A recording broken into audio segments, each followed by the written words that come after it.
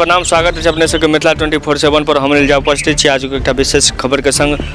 खबर है जे कोरोना के प्रकोप, महामारी के प्रकोप दिन पर दिन बढ़ल जा रहा है और हर जगह एकर जे संदिग्ध छै, जे मरीज छै, पायल जा रहा है। ताहिमे किछु दिन पहले तक मधुबनी जिला बिहार के मधुबनी जिला बाँचल छला, मधेपुर प्रखंड बाँचल छला।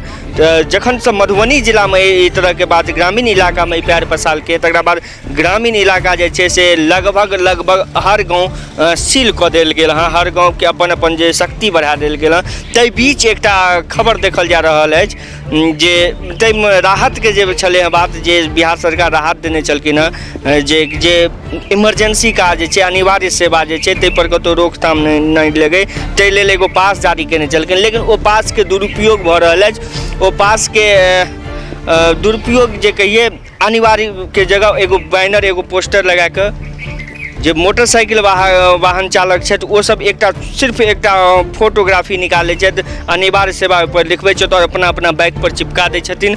और से खूब घूमै छथि, खूब जतऽ मोन होइ छनि ततऽ जाइ छथि। कि एकटा चीज और देखल गेलै हँ, खास कऽ कऽ ग्रामीण इलाका क्षेत्र में, जे हुनकर दादा परदादा, हुनकर चाचा मौसा मौसी केओ अगर पुलिस में रहै छनि तो अपना गाड़ी पर पुलिस लिखवा दै छथिन, पुलिस के जो लोगो छै से छपवा दै छथिन। और एहि लऽ कऽ छै जिनका सहियो में दिक्कत छै हुनको एहि चीज के परेशानी के सामना करऽ पड़ै छै। किएक तऽ जतऽ ततऽ हमसब देखै छी जे अनिवार्य सेवा केओ प्रेस लिखा लै छथि अपना गाड़ी पर, केओ किछु लिखा लै छथि। और एकटा जे अनिवार्य सेवा के जे छै से एकटा पोस्टर अपना गाड़ी पर टेंग ले छथि अपना, और झूठे को घूमे के। हम क्या जगह ई चीज के पड़ताल केलहुँ हँ, लेकिन उनका केओ कहता मेडिसिन के छी, केओ कहता दूध के, लेकिन उनका किछु काज नहीं रही छनि। और झूठ के हम कहब जे जतेक से बेसी हुआ अपना क्षेत्र में रही, अपना घर में रही, सुरक्षित रही, अपना बचाव करी, अपना क्षेत्र के बचाबी। और कहब जे केओ एहन वाहन चालक छी, या दुपहिया वाहन छी, या चारि चक्का वाहन चालक छी, हुनका सबसे निवेदन करब जे एखन एकर मजाक नहीं उड़ेबिए, एहि चीज के मजाक कखनो नहीं लिए। किएक तऽ बहुत देश एहन भेलै जकर जे एहि चीज के मजाक उड़ेलकै, ओकरा एकर भुगतान भुगतऽ पड़लै हँ। ताहि लऽ कऽ कहब जे मजाक कखनो नहीं करी, ऐसे खिलवाड़ नहीं करी। जब हद से जरूरी हुआ तो वो अहाँ जा सकै छी। और सरकार ई पास जारी केने छै अपना गाड़ी।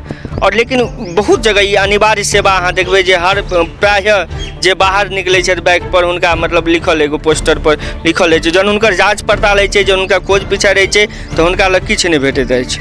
इएह आशा के संग हम अनिल झा विदा लऽ रहल छी।